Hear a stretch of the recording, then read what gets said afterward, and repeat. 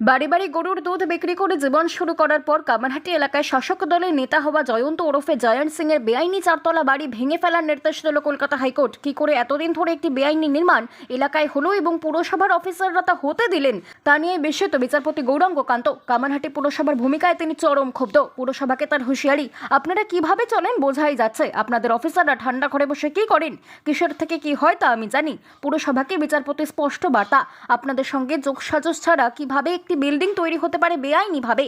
আপনারা কি ঘুমোচ্ছিলেন? আপনারা এই বেআইনি নির্মাণে মদত দিয়েছেন।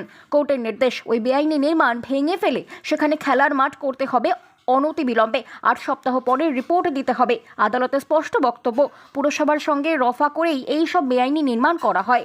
এই সব বেআইনি নির্মাণ সভ্য সমাজের ঘাড়ে বড় দায়।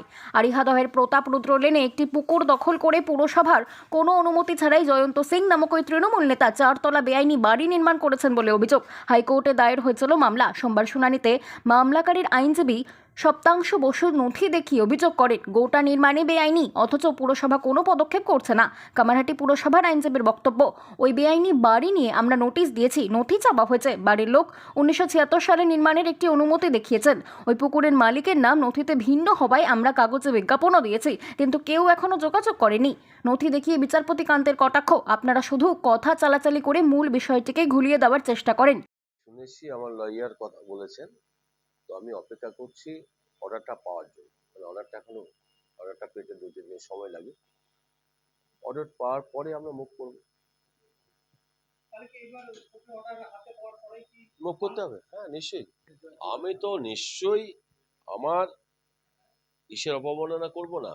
আমার তো কোর্টের যে অর্ডার, সেই অর্ডারকে বাস্তবিকভাবে যে অর্ডারটা রয়েছে সেই অর্ডারটা আমাকে করতে হবে, অর্ডার মতো কাজ করতে হবে।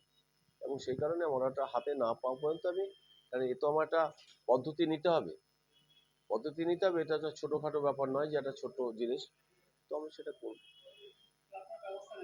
নিশ্চয়ই ব্যবস্থা নেব। বোর্ডের অর্ডারকে ওকে মান্যতা দিতে হবে, এটা খুব স্বাভাবিক। বাংলা খবর, আপনার রাজনীতি, আপনার আওয়াজ।